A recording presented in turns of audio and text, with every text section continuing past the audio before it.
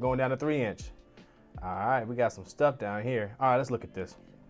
Okay, I love the way he did this. I didn't plumb this, but dude did a great job. One of the guys was working with.